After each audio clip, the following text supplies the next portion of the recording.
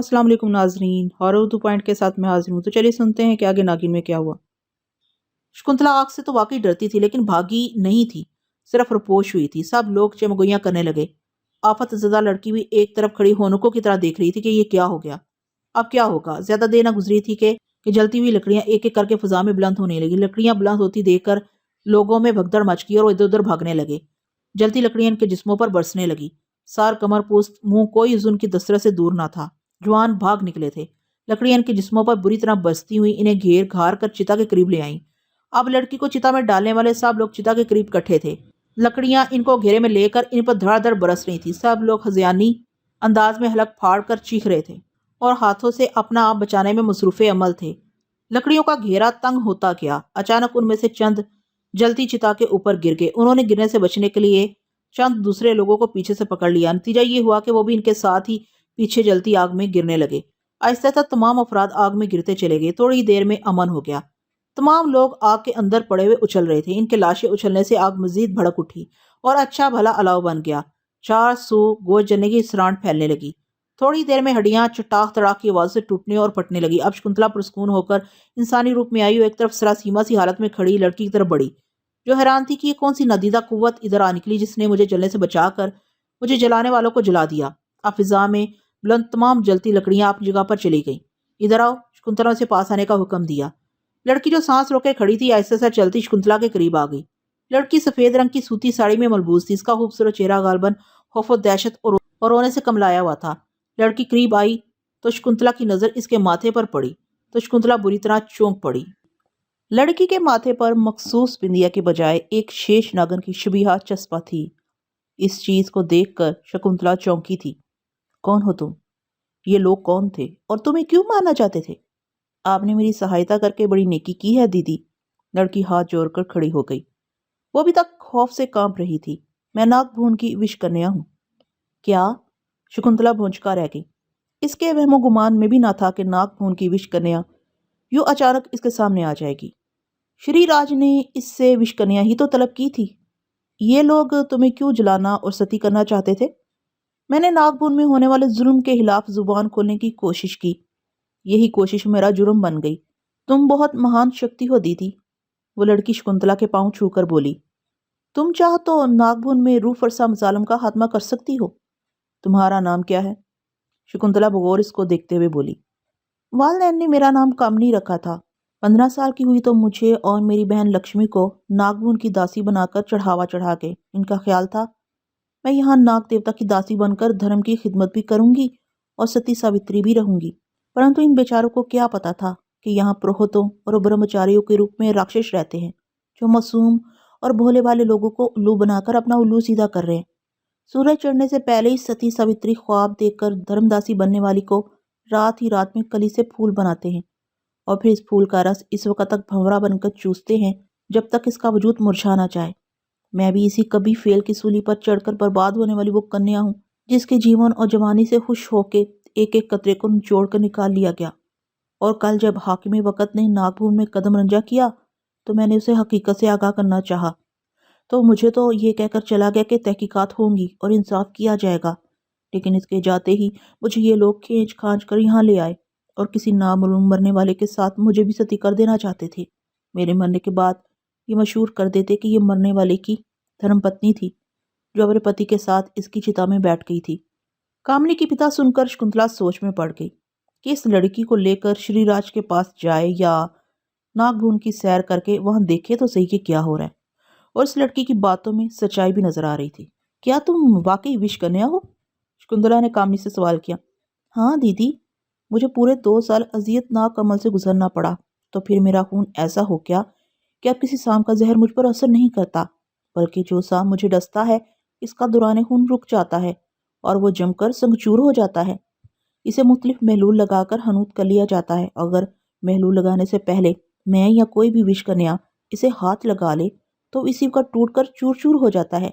लेकिन इस सारे अमल का विष कन्या जहर आलूद लड़की को कोई फायदा नहीं होता, बल्कि तमाम फवायद नागबुन के पुजारी या प्रोहत ले जाता है। तमाम दासियों और विष कन्याओं को नागबुन के तहखानों में रखा जाता है, जहाँ से फरार का तस्वर भी नहीं किया जा सकता। तुम मजलूम लड़कियों की सहायता करोगी ना दीदी? तुम बहुत बड़ी शक्तिमान हो देवता तुम्हारे इस अमल से खुश होकर तुम्हें और भी ज्ञान दान कर देंगे। कामनी आंसुओं से तर चेहरे के साथ हाथ जोड़े खड़ी थी। मेरा नाम शकुंतला है और मैं शक्ति ही नहीं बल्कि नागन देवी हूँ। नागन देवी? कामनी ज़ेरे लब बड़बड़ाई। हाँ, नागन, जो 100 साल की उम्र पाकर रूप धारण बन गई। आप रूप धारण नागन हैं? कामनी हैरत से आंखें फाड़कर बोली। हाँ, रूप धारण नाग देवी। यूँ तुम और दूसरी तमाम विष कन्याएं और नागपुर के तमाम सांप और नाग देवता के सब पंडित पुजारी और पुरोहित मेरी रियाया में शामिल हैं। मैं नागभुन जरूर जाऊंगी और नाग देवता का तकद्दुस बहाल करके रहूंगी। शू शू। शकुंतला की सांसें फुनकारे बनने लगी। चलो मेरे साथ, शकुंतला ने कामनी का हाथ थाम कर कहा। शकुंतला कामनी का हाथ थामे इसी के बताए हुए रास्ते पर चल रही थी। कामनी उसे नागभून की तरफ लेकर चल रही थी। कामनी ने उसे बताया कि नागभून में इसकी छोटी बहन लक्ष्मी पहले दिन के बाद फिर उसे ना मिली थी। मैं 3 साल से नाग मंदिर के तहखानों में उसे ढूंढती रही, मगर वो कहीं ना मिली। किसी ने इसके बारे में न बताया। बातें करती हुई दोनों चल रही थी। कामनी शकुंतला को करीब पाकर अपने आप को महफूज समझ रही थी। दोनों इंतहाई घने जंगल में चल रही थी। कामनी ने शकुंतला को बताया कि वो लोग उसे उधर से ही लेकर आए थे। जंगल बहुत घना और तारीख हो चुका था। शाहें शाहों में फंसी हुई थी। चलना दूभर हो रहा था। कामनी एक जगह खड़ी हो गई और कुछ तलाश करने लगी। क्या देख रही हो? शकुंतला ने सवालिया नजरों से देखकर पूछा।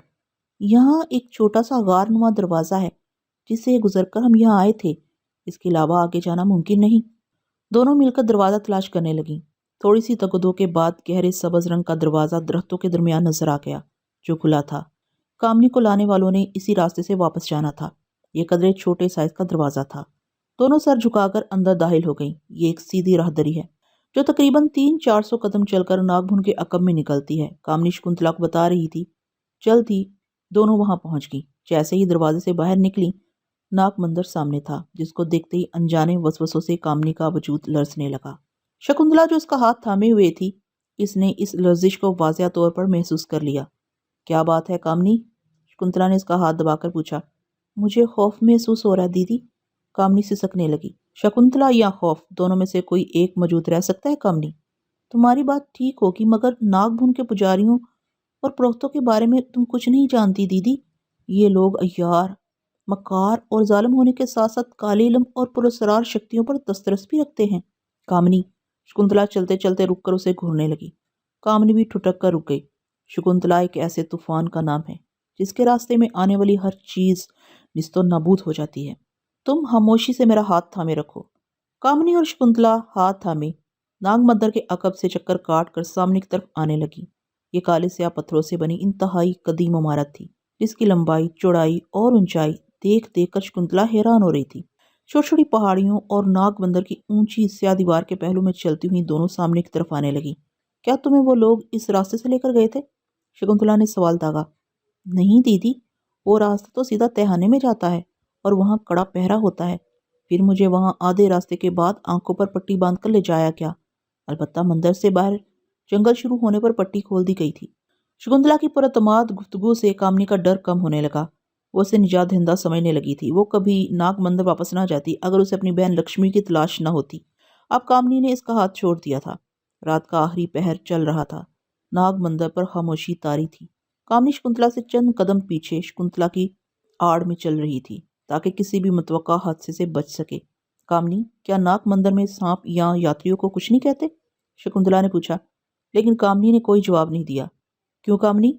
कामनी शकुंतला ने जोर से पुकारा, लेकिन कामनी वहां होती तो जवाब देती। शकुंतला चौंक पड़ी। अनजाने खतरे का एहसास इसके तख्त शोर में उभरा और वो दीवानावार आवाजें लगाती हुई दाएं बाएं आगे पीछे कामनी को तलाश करने लगी। लेकिन कामनी को या तो जमीन खा गई या आसमान निकल गया था। आखिरकार शकुंतला कामनी से मायूस हो गई। वो समझ गई कि नाग मंदिर पर काबज पुजारियों की शरारत है। वो कामनी को बेआवाज यूं उठाकर ले गए हैं कि शकुंतला के फरिश्तों को भी खबर न हो सकी। अब उसने नागभून के कस्बे के नाग मंदिर का राज फाश करने का फैसला कर लिया और एक सुपेरन का रूप धार कर नाग मंदिर आ निकली। ये एक देव हैकल मंदिर था। नाग मंदिर की निस्बत से इस पूरे कस्बे को नागभून कहा जाता था। स्याह पत्थरों से बने हुए सेन तक पहुंचने के लिए कई दर्जन सीढ़ियां बनी थी। शकुंतला जिस वक्त नाग मंदिर की सीढ़ियां चढ़ रही थी, इस वक्त दूर मशरक से पो फटना शुरू हो चुकी थी।